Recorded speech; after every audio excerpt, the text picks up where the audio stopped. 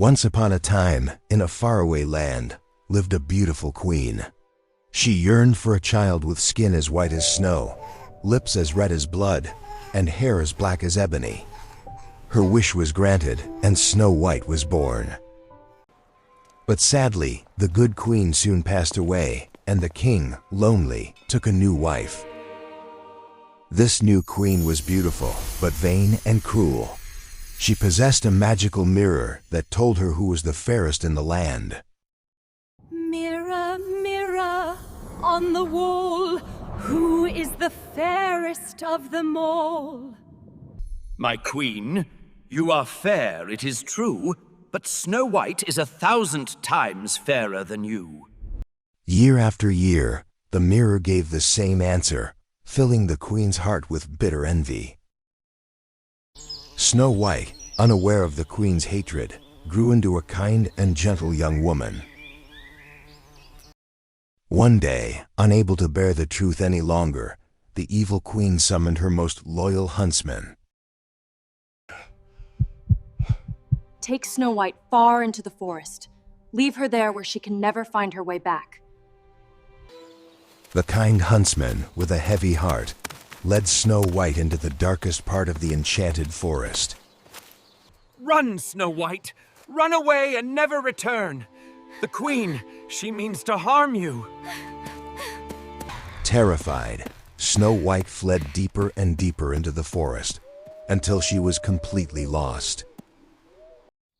Exhausted and afraid, she stumbled upon a small, charming cottage hidden amongst the trees.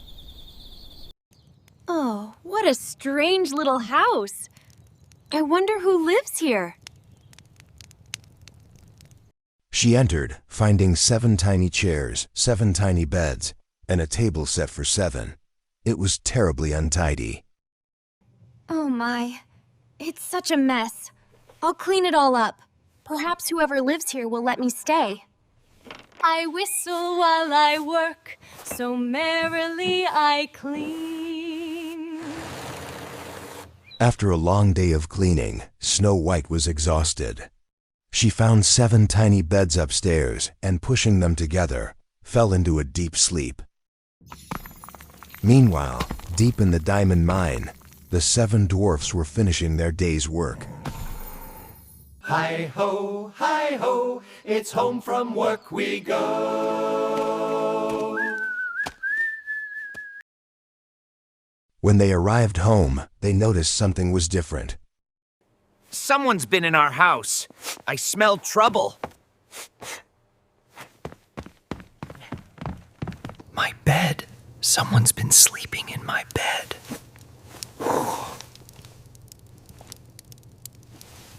It's a girl. A princess, perhaps.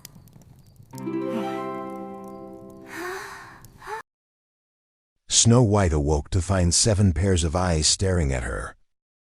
Oh, hello? Hello? Are you the owners of this charming little house? Well, yes, we are. We are the Seven Dwarfs. And I am Snow White. I've had to flee from my wicked stepmother, the queen. The kind dwarfs listened to her tale and, feeling sorry for her, offered her a home. But you'll have to cook and clean for us, mind you. Yeah. I would love to. But you must promise to let me stay safe with you. And so, Snow White made a new home with the 7 kind-hearted dwarfs. Every day, while they worked in the mines, she kept their cottage neat and cooked delicious meals. Back at the castle, the evil queen, believing Snow White was dead, once again consulted her mirror.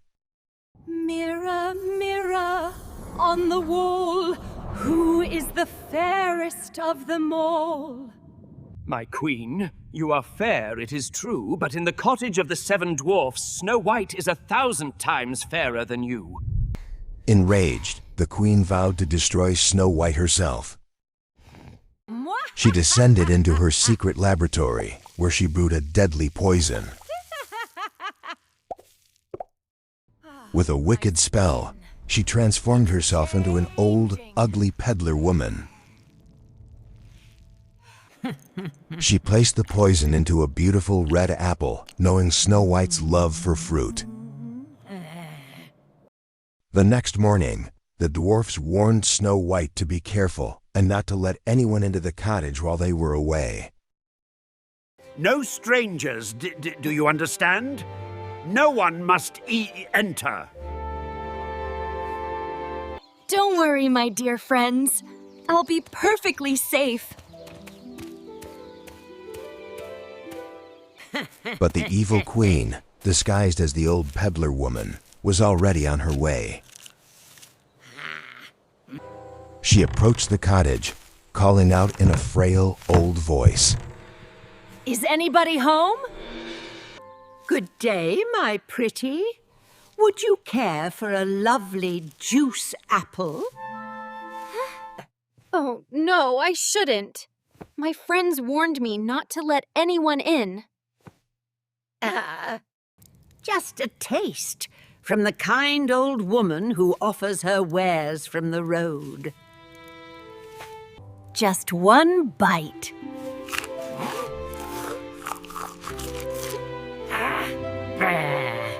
And immediately, she fell to the ground, lifeless.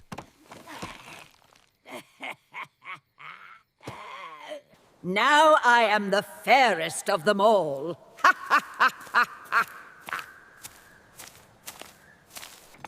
Meanwhile, in the mine, a strange feeling of dread washed over the dwarfs. Something's wrong. I feel it in my bones. They rushed out of the mine and back towards their cottage, a terrible fear gripping their hearts. They arrived to a horrifying sight. Snow White. No. They tried everything to wake her, but she remained still, as if in a deep, magical sleep. It's that wicked queen. She found her. Unable to bury such beauty, they built a coffin of glass and gold and watched over her day and night. Days turned into weeks and weeks into months. The forest animals, too, mourned the kind princess. One day, a handsome prince, riding through the forest, stumbled upon the unusual sight. What a magnificent sight! Who is this beautiful maiden? She is Snow White, a princess, poisoned by her wicked stepmother. I feel drawn to her. I must bid her farewell with a kiss. As his lips touched hers, the magic spell was broken. The piece of poisoned apple dislodged from her throat.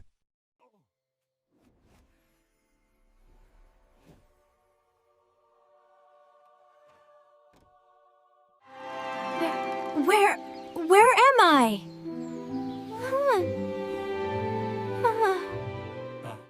Snow White was alive. The dwarfs rejoiced. Their sorrow turned to overwhelming happiness. My beautiful princess, will you come with me to my kingdom and be my queen? Yes, my prince. 1,000 times yes. And so, Snow White rode away with her prince, leaving her dear dwarf friends behind, but never forgetting their kindness.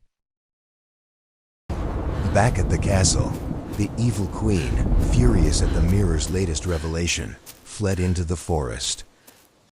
She was caught in a fierce storm, and a bolt of lightning struck the cliff edge she stood upon.